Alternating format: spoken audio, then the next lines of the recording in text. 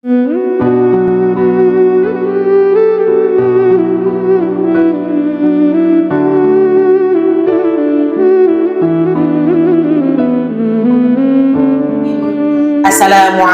warahmatullahi wabarakatuh. Waalaikumsalam warahmatullahi wabarakatuh. Alhamdulillahillazi hadana lihadza wa ma kunna linahtadiya laula an hadanallah.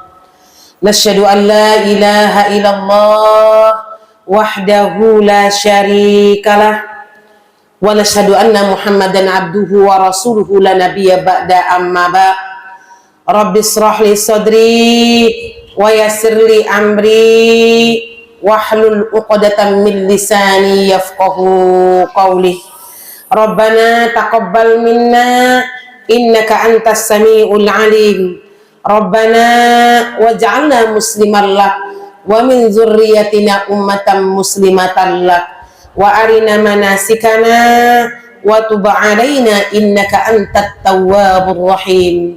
Allahumma barik lana fi sa'ban haza ya Allah wa ballighna Ramadan fi hadhihi sanah wa ballighna Ramadan amin ya rabbal alamin. Ummahati fillah rahimakumullah. Untuk pertama dan utama sekali, marilah sama-sama kita senantiasa mengucapkan rasa syukur kita kepada Allah Subhanahu wa taala atas begitu banyak limpahan rahmat, kasih sayang, hidayah yang Allah berikan kepada kita yang tak bisa kita hitung dengan jari-jari kita. Terutama nikmat kesehatan dan umur yang panjang ini, ibu yang dicinta Allah. Kenapa ibu? Tak sampai 1 bulan lagi kita akan kedatangan bulan di mana Allah menjamu kita dengan hidangan istimewanya. Bulan di mana dosa-dosa kita akan diampunkan oleh Allah Subhanahu wa taala.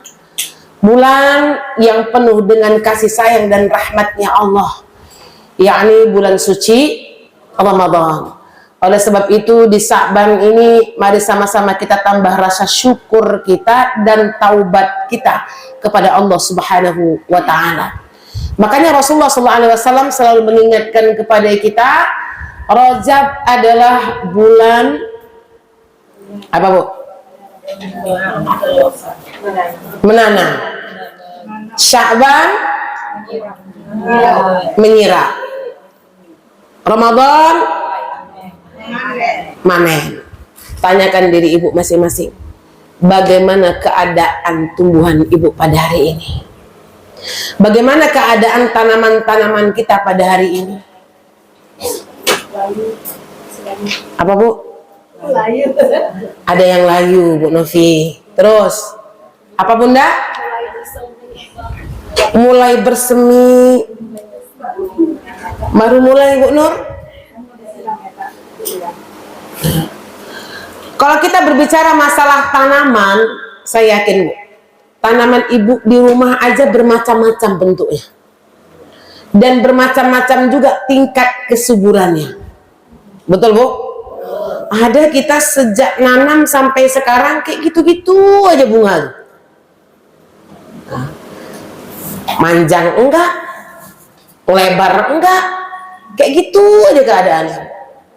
Ada alhamdulillah buah yang ibu tanam, lama-lama dia besar, berbunga, dan sudah berbuah. Tinggal panen. Ada tanaman ibu yang mungkin ibu nggak suka sehingga ibu malas merawatnya. Sekarang keadaannya sudah semakin kering. Betul, Bu? Begitulah ibadah sunnah kita. Nggak bisa dipaksa, Bu. Setiap kita itu punya kemungulan dengan ibadah sunnah masing-masing. Suatu keniscayaan kalau ibu mengatakan saya suka semua. Malaikatnya itu, sholat malam suka, baca Qur'annya suka, rawatibnya suka, sodakohnya suka. Insya Allah kita semuanya melakukan. Cuman itu tadi, Bun, ada yang subur,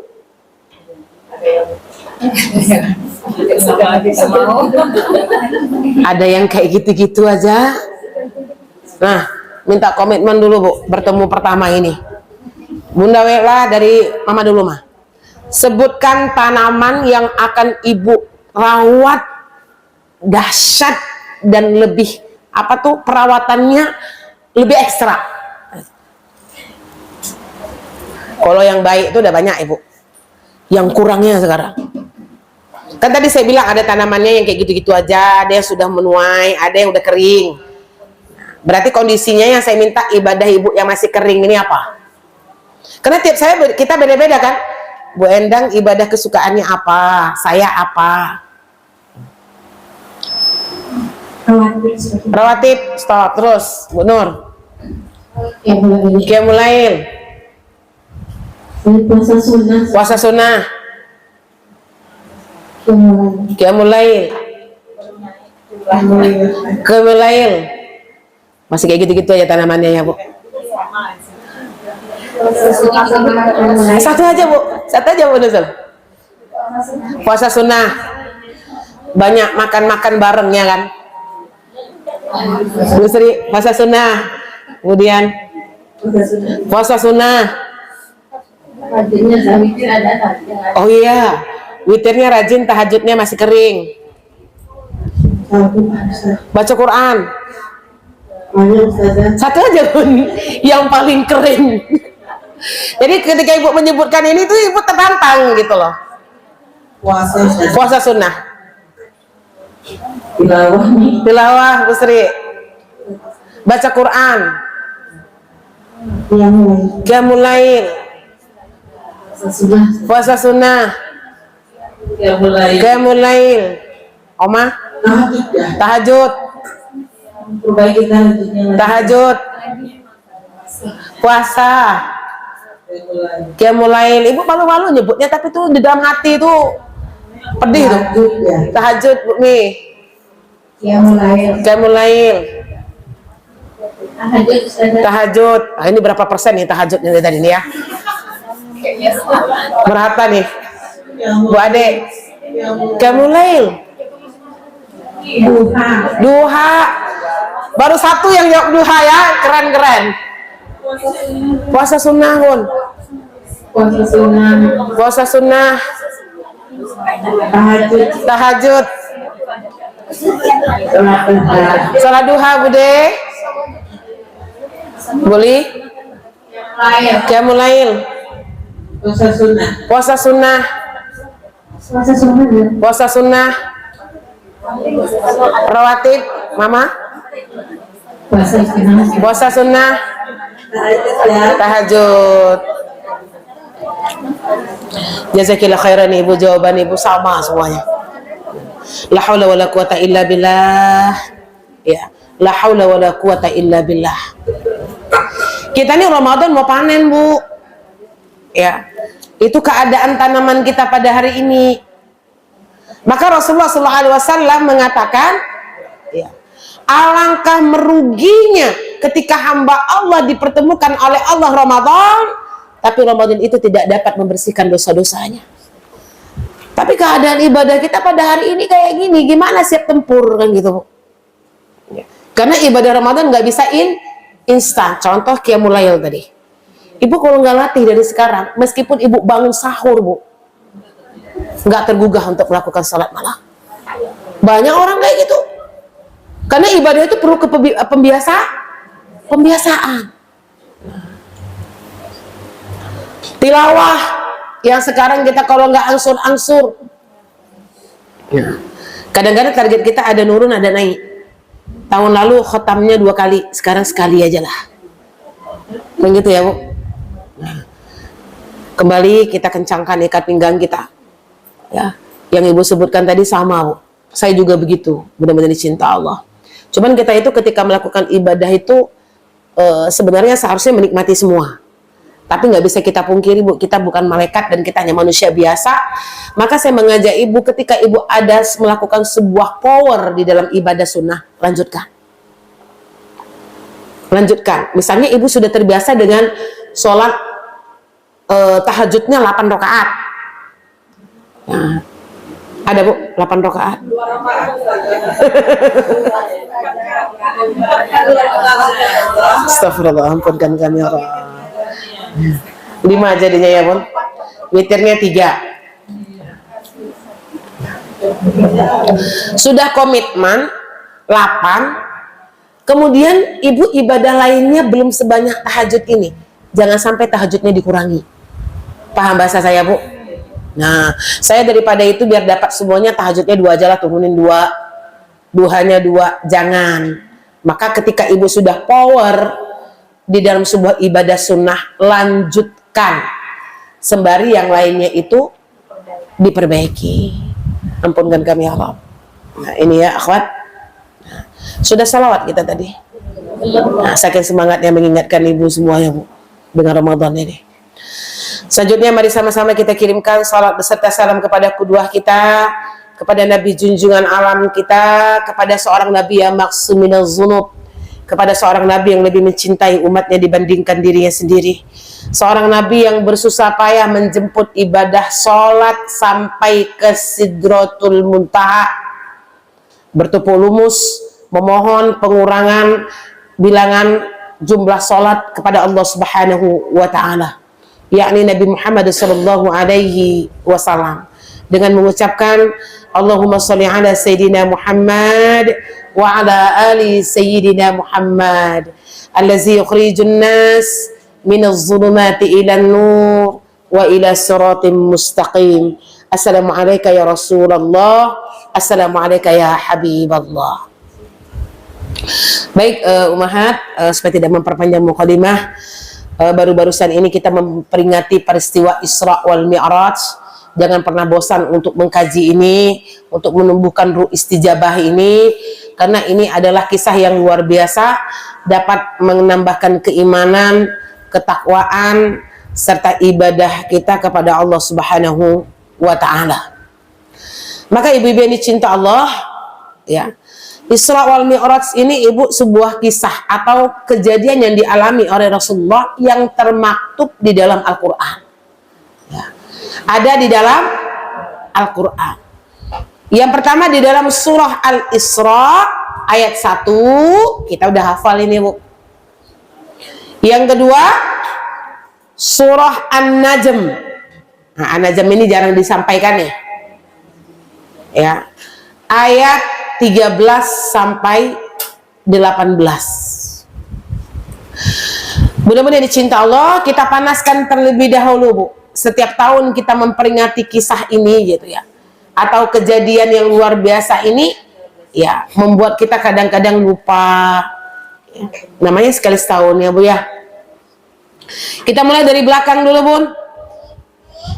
Sebutkan satu kalimat yang ibu ketahui tentang Isra Mi'raj. Nggak usah panjang-panjang, saya minta satu kalimat. Nggak usah ibu begini, satu aja. Untuk ulang lagi sirahnya ya Bu, biar dapat ruh ya Bu. Perjalanan Nabi Muhammad. Stop perjalanan. Oke, lanjut Bun. Nggak usah disambung-sambung.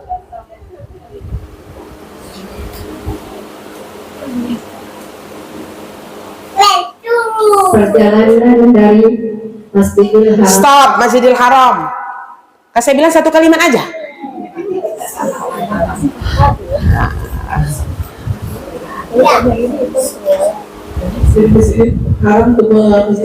Masjidil Aqsa. Untuk menghibur kesedihan Nabi. Menghibur Nabi. Wih, keren nih. Terus. Gak apa-apa, yang itu pas aja Bu. Mic-nya kasih kawan. Perjalanan. Iya, perjalanan. Benar ya Bun? Perintah menjemput sholat. Menjemput sholat. Perjalanan dari Masjidil Haram Mekah. Oke. Terus Bun. Apa Bu? Oh, Rasulullah nggak ke Madinah Isra Mi'raj ya Bunda ya? Nggak apa-apa. naik burak. Buruk. Perintah sholat. Perintah sholat. Banyak lagi Bu. Burak. Buruk. Dalam satu malam. Satu malam. Rasul yang lagi sedih. Menghibur Rasul lagi sedih. Bu Ani baru datang, skip dulu Bu. Nafas dulu ya Bu ya. Terus Bertemu Nabi Adam di langit satu. Iya, bertemu Nabi Adam. Kalau langit-langitnya itu berbeda pendapat ya, Bu. Proses pembelahan dada. Proses dibersihkannya dada Rasulullah. Perjalanan ditemani oleh malaikat. Ditemani malaikat Jibril. Keren. Pengampunan dosa bagi umatnya. Apa, Bu? Pengampunan dosa bagi umatnya. Pengampunan dosa bagi umatnya. Kalau Isra Mi'raj nggak begitu ya, Bu? Terus nggak apa-apa, terus Rasul mengimami para nabi dan mengimami para nabi sholat. naik nabi ke masjid. Masjidil Aqsa. Bertemu Nabi Musa. Bertemu Nabi Musa. Menembus Sidratul Muntaha. perjalanan yang cepat di luar nalar manusia. Cepat di luar nalar manusia, kecepatan cahaya. Ini kebesaran Allah. Bukti kebesaran Allah. Diperlihatkan surga dan neraka. Diperlihatkan surga dan neraka. Perintah sholat. Perintah sholat. Negosiasi sholat. Negosiasi. Tempat ibadah Nabi. Apa, Bu? Laful Mahfuz. Oke. Hadiah terindah. Hadiah terindah. Kenaikan Nabi Muhammad ke Sidratul Sidratul Muntaha. Banyak lagi yang belum Ibu sebut-sebut. Dua perjalanan dalam satu malam. Dua perjalanan dalam satu malam. 50 menjadi 50 jadi 5. Yang mustahil bagi akal manusia mungkin karena izin Allah. Oke, mustahil bagi akal manusia.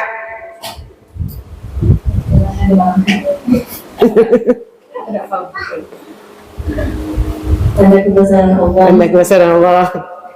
Bertemunya Rasulullah dengan Allah. Bertemunya Rasulullah dengan Allah. Keistimewaan Nabi Muhammad SAW. Keistimewaan Nabi Muhammad SAW. Udah, Bu? Yang Ibu jawab tuh yang umum-umum semuanya. Marahlah Ibu sama saya. Rendahnya kapasitas sirah kita. Jangan marah ya.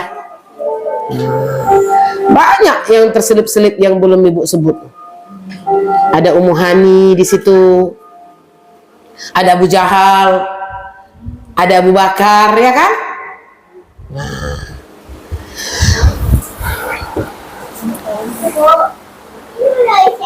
Baik. Saya cerita dulu ya. Akhwati fillah, ya, kalau kita berbicara tentang peristiwa Isra wal Mi'raj ini luar biasa. Ya. Dia terjadi pada 27 Rajab tahun berapa kenabian?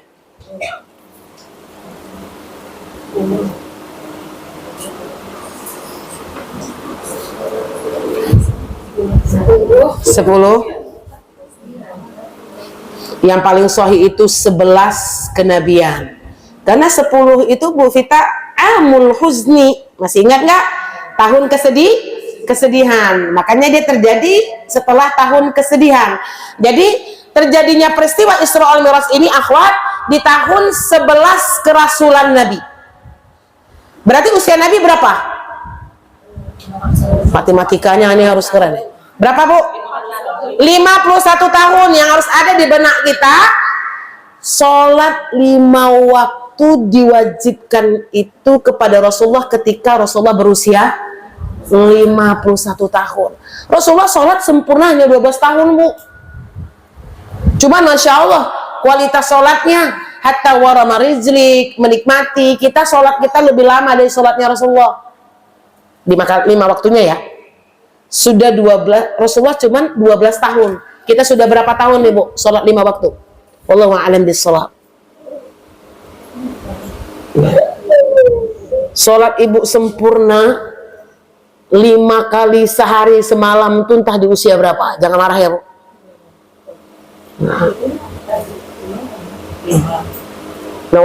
Nauzubillah yang masih bolong-bolong. Kita bukan malaikat, Bu. Nauzubillah. Berarti Rasulullah sholat 5 waktu di usia 51 tahun. Rasulullah diangkat jadi Rasul usia meninggal Berapa tahun di Mekah? Ya, digoyang sedikit ragu dia. Berapa tahun di Madinah?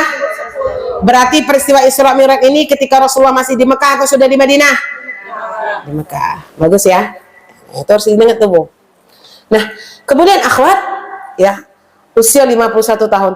Kemudian sebelumnya Rasulullah sholatnya gimana? Sholat sih. Dari Nabi Adam tuh udah ada ibadah, udah ada sholat. Cuman belum 5 waktu. Waktu sabah, waktu masa, ada waktu pagi, waktu sore ibadahnya. Nah. Kenapa Isra Mi'raj ini terjadi? Nah, itu yang tadi yang dibilangkan bunda-bunda tadi, itu bahwasanya bentuk kasih sayang dan hiburan yang diberikan oleh Allah kepada kekasihnya. Karena di dalam sirah ada namanya Amul Huzni, tahun kesedihannya Rasulullah.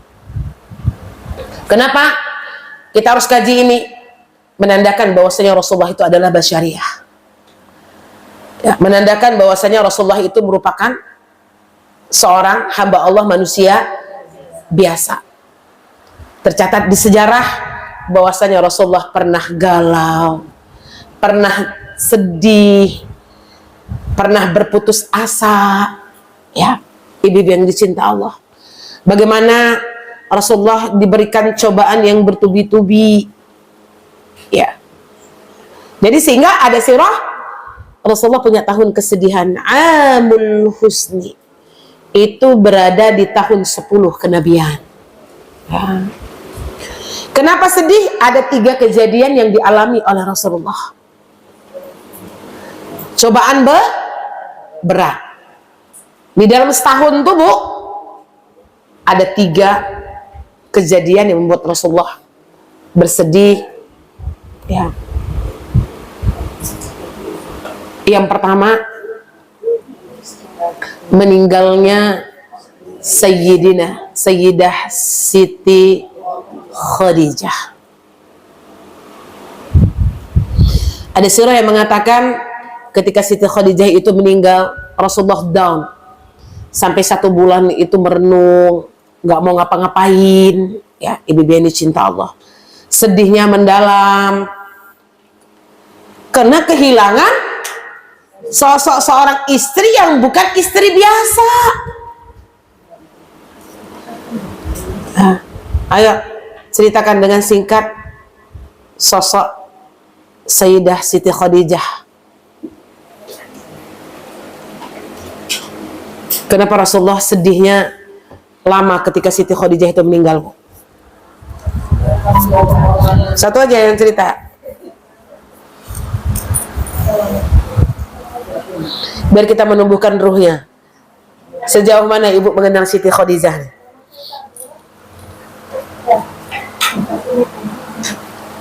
Kenapa Rasulullah sedihnya itu lama gitu?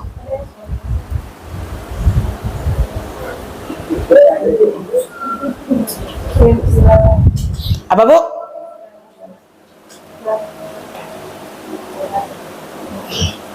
Bunda Siti Khadijah itu sebagai sosok yang mendukung perjuangan Nabi Muhammad SAW, memberikan seluruh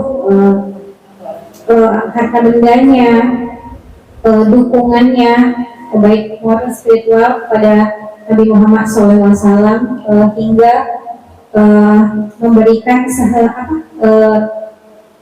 baju terakhirnya, harta terakhirnya untuk Rasulullah, mendampingi Rasulullah untuk berjuang di jalan Allah ketika orang lain tidak mempercayai Rasulullah atau ketika orang lain meninggalkan Rasulullah.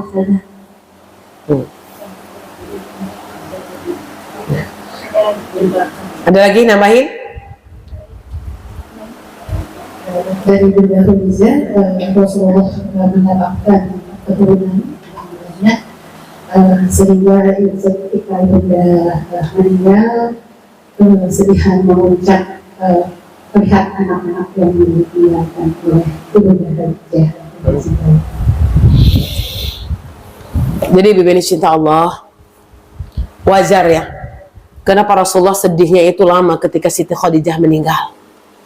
Semoga nanti suami kita, kalau kita meninggal, sedihnya lama. Seperti sedihnya Rasulullah ditinggal Siti Khadijah. Siapa yang nggak tahu dengan Siti Khadijah ini, Bu? Saudagar kaya, wanita nomor 1 di kota Mekah, memberikan semua hartanya, jiwanya, raganya untuk dakwahnya Nabi. Bukan hanya itu, Ibu. Seorang istri yang nggak pernah melawan kepada suaminya, seorang istri yang tidak pernah suaranya melebihi daripada suara suaminya. Gimana nggak kehilangan? Kalau awak, suara kita lebih tinggi dari suami, suka menjawab. Pernah ketika Rasulullah diasingkan di pembaikotan, masih ingat gak Ibu sirahnya tuh? Di pembaikotan, hartanya sudah habis, dia sudah semakin tua, penduduk Mekah tidak lagi hormat kepadanya. Bayangkan, benar Rasulullah ngomong apa sama Siti Khadijah? Ya Sayyidah Khadijah, kau pasti menyesal menikah denganku kan? Dulu engkau saudagar kaya, sekarang engkau telah menjadi miskin, wahai Khadijah. Dulu seluruh penduduk Mekah menghormati dirimu, tapi sekarang semua orang tidak memandang dirimu. Dulu semuanya kau miliki dan kau punya kehidupan yang layak, tapi sekarang kau tidak ada apa-apanya, ya Khadijah.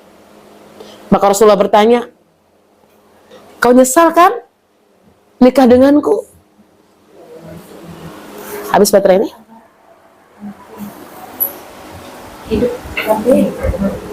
Atau terpegang-pegang dengan anak tadi, Kak? Untuk pencet mungkin. Masya Allah. Apa jawaban Siti Khadijah, Bu? Ibu kalau ditanya bapak kayak gitu, kira-kira Ibu jawabnya gimana? Tuh kan? Iya kan, Bu? Ibu keturunan yang hebat, harta Ibu banyak, ya, keluarga Ibu bahagia, bukan kaleng-kaleng lah. Dapat jodoh orang yang biasa. Pasti ketika suami kita ngomong kayak gitu, terbesit di hati kita. Ya kan, Bu? Sebenarnya nyesal sih, cuman gimana lagi lah. Udah jodoh nih, gimana lagi? Kan gitu kadang-kadang ya, Bu. Ada penyesalan. Saya dulu ketika menikah dengan Abi Muslim itu betul juga. Mahasiswa menikah sama-sama nggak punya duit. Nah, ketika waktu itu sedang sulit-sulitnya, Bu, beasiswa macet, saya ngajar ngaji orang Petronas, dia liburan pulang ke Malaysia, nggak punya duit. Dalam hati saya, kalau tahu kayak gini, saya nggak mau nikah nih dengan pelajar yang nggak punya duit nih.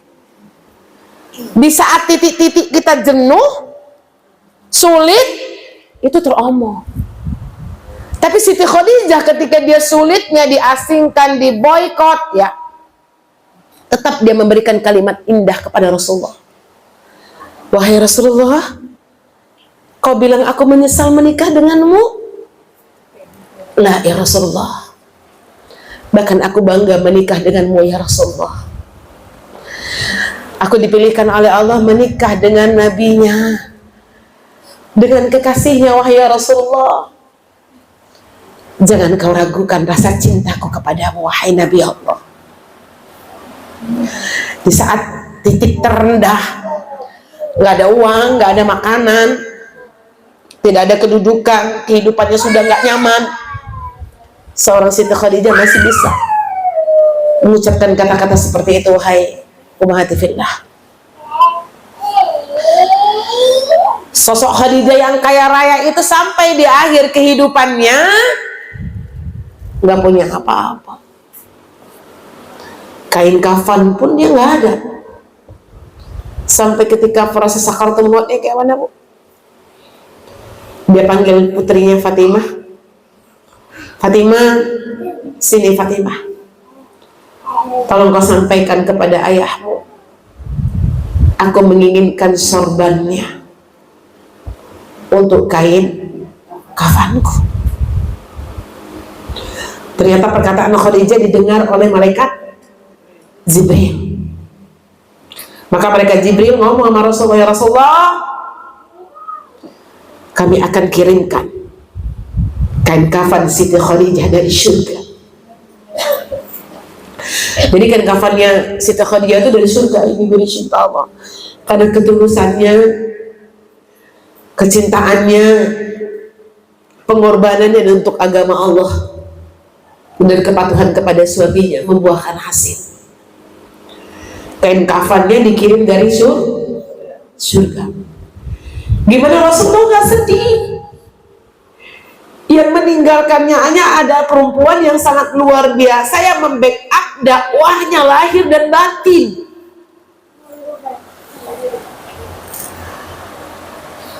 Belum hilang kesedihan Rasulullah. Rasulullah diuji lagi oleh Allah dengan meninggalnya seorang pamannya. Siapa namanya, Bu? Abu Thalib. Paman yang membackup dakwahnya, yang menjadi barisan terdepan, bodyguardnya Rasulullah. Ketika ada orang kafir Quraisy yang ingin mengganggu Rasulullah, Abu Thalib lah di depannya. Apa kata Abu Thalib? Selama masih ada aku di kota Mekah ini, tidak ada kalian yang bisa mengganggu Muhammad. Langkahi aku dulu.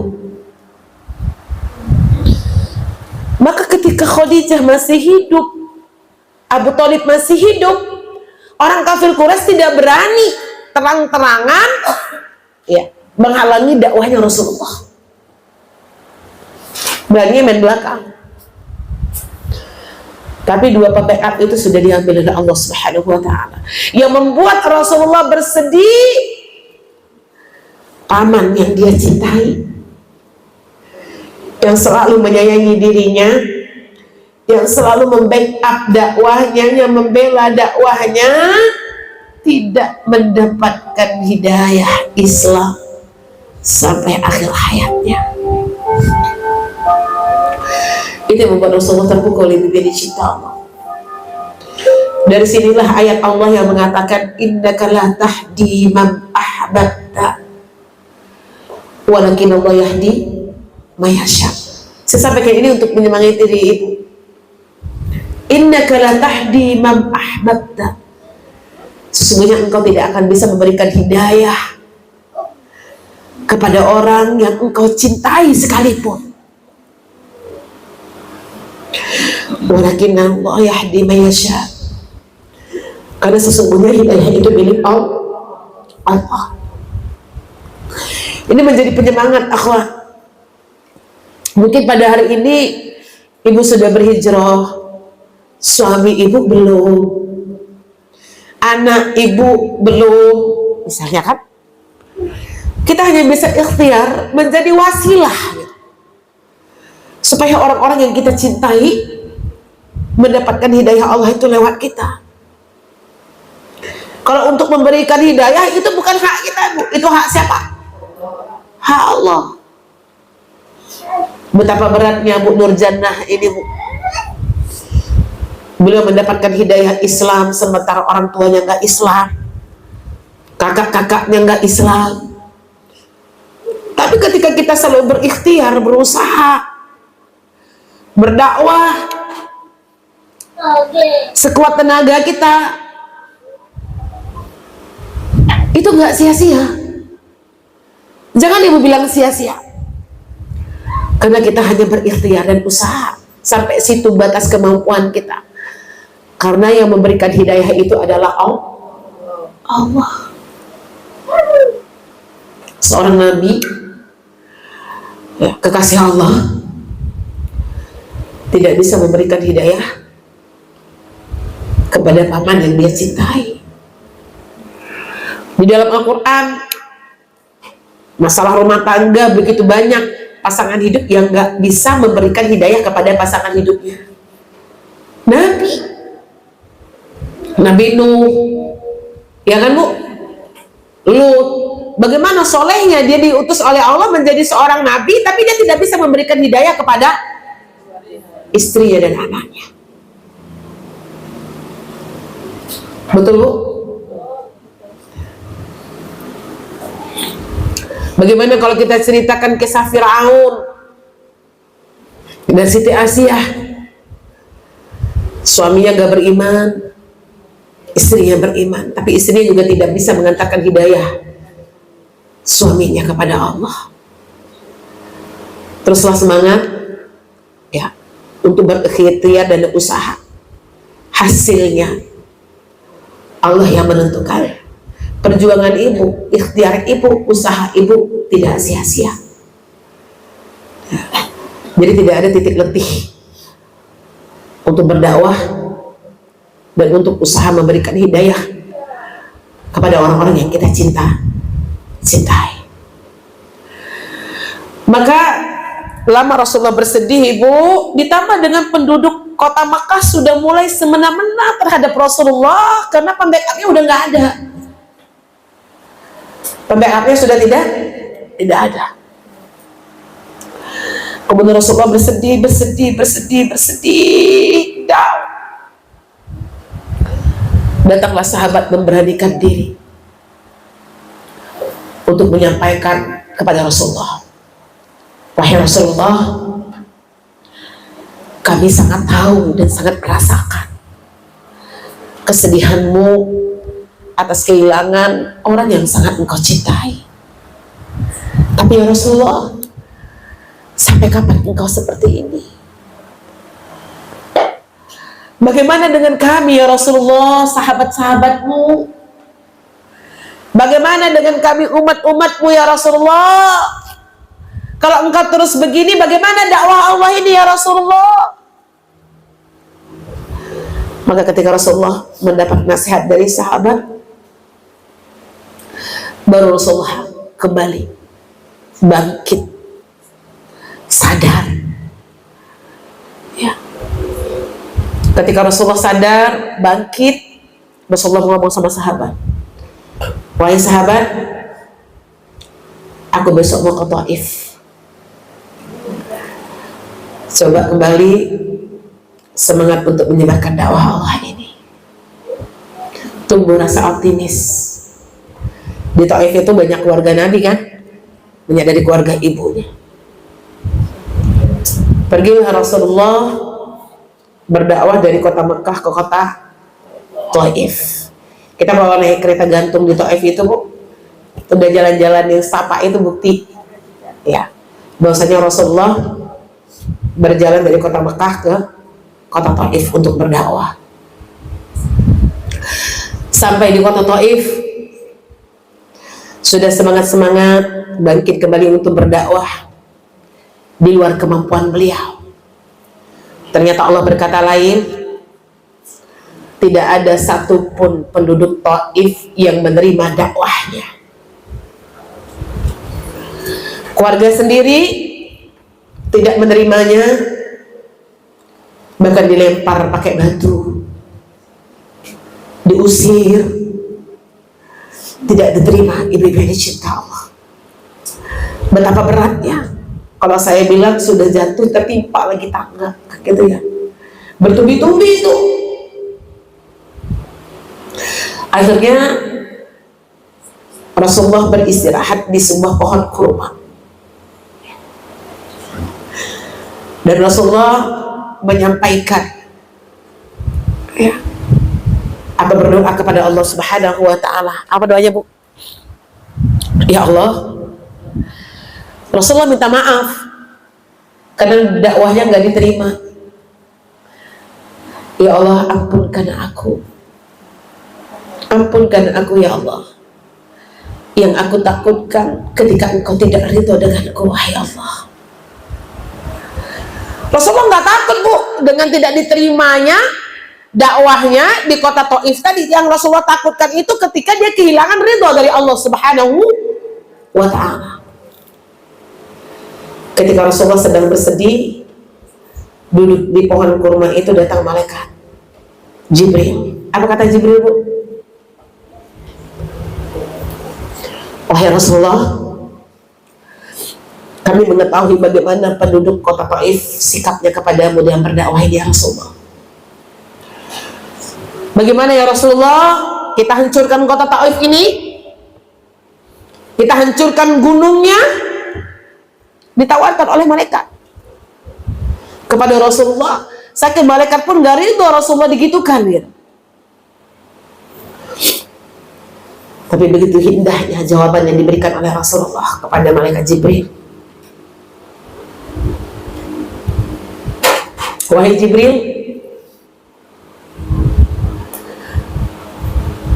jangan Jibril, nggak apa-apa. Pada saat ini nenek moyang mereka mungkin tidak menerima dakwah yang aku bawa dan tidak menerima risalah Allah. Tapi aku berdoa pada suatu saat nanti anak dan cucu mereka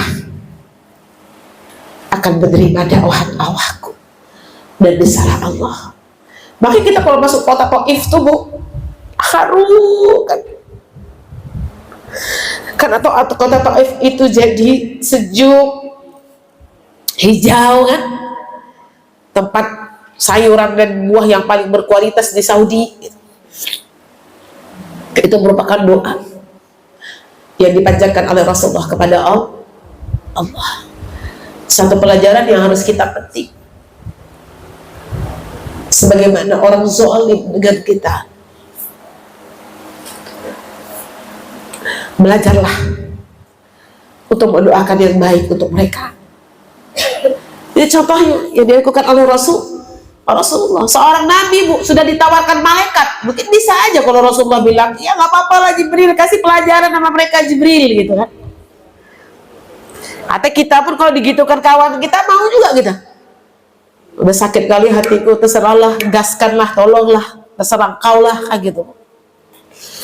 Begitu mulianya. Assalamualaikum ya Rasulullah, assalamualaikum ya Habibullah.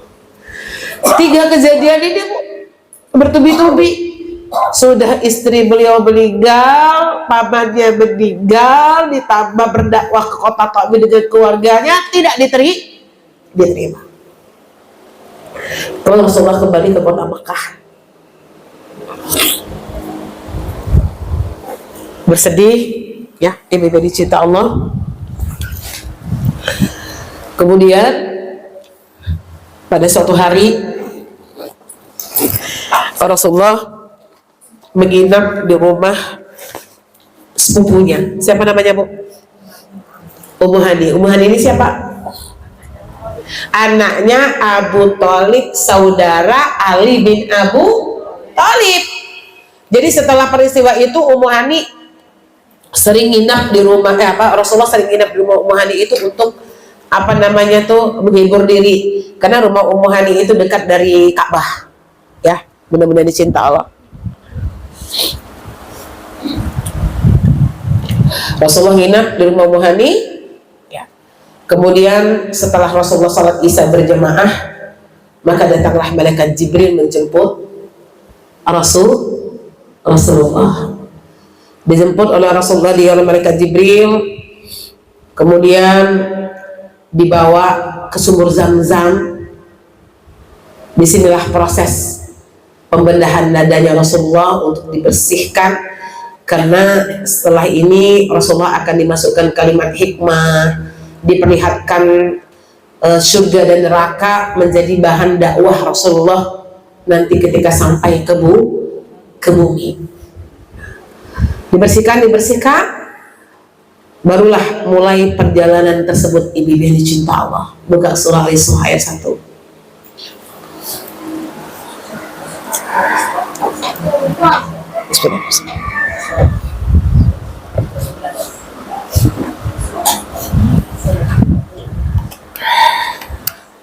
Bani Israel, Al-Isra, itu namanya surahnya sama ya. Di Quran Ibu, Israel, Bani Israel atau Al-Isra?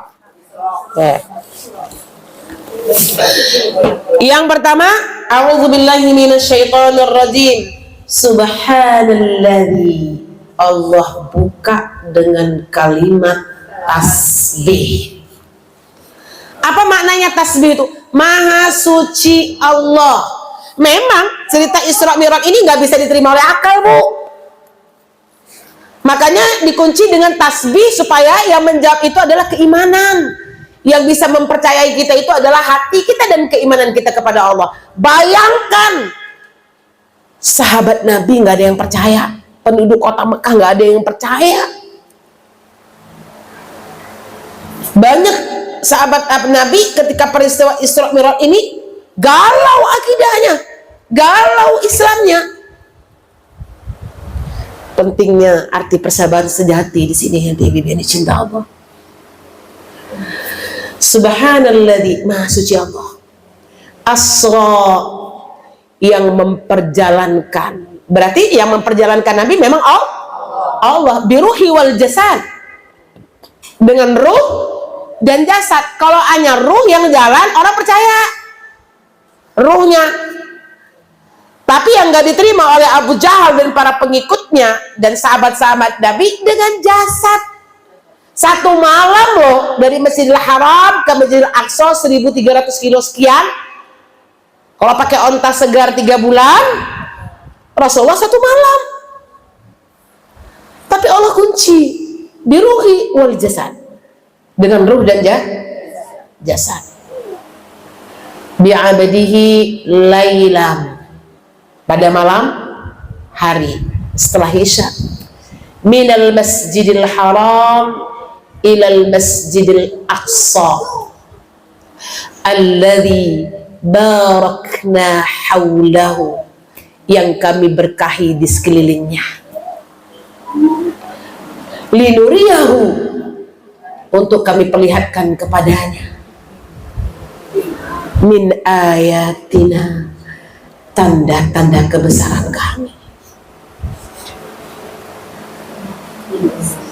Tuh. Surat An-Najmnya lagi nih. Ini yang ada lafzul mahfuznya. Kalau ini kan cuma Masjidil Haram, Masjidil Aqsa. An-Najm surat keberapa, Bu? Surat 53. Baca artinya tolong, Bu.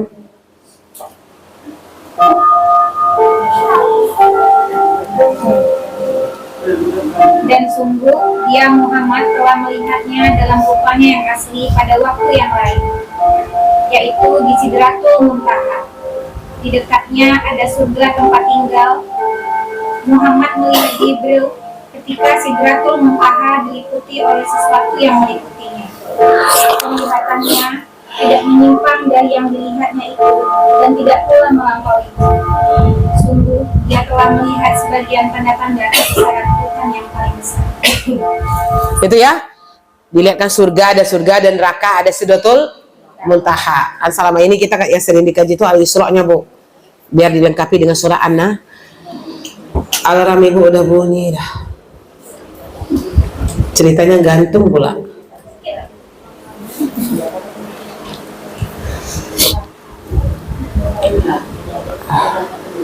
Sampai di mana tadi, Bu? Oh ya, perjalanannya ya, Bu Nur. Saya singkat ya, Bu. Sebenarnya surahnya nggak bisa disingkat. Kalau disingkat nggak dapat ruh. Dia yang kalimat-kalimat yang itu tuh yang mendatangkan ruh buat kita.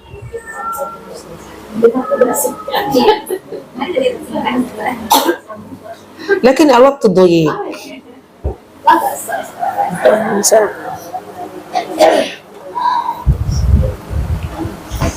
Bagaimana cerita Abu Bakar menyikapinya?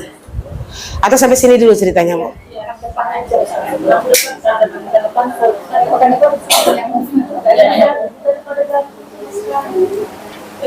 Gimana, Bu? Ya. Sebenarnya ruhnya nanti udah hilang.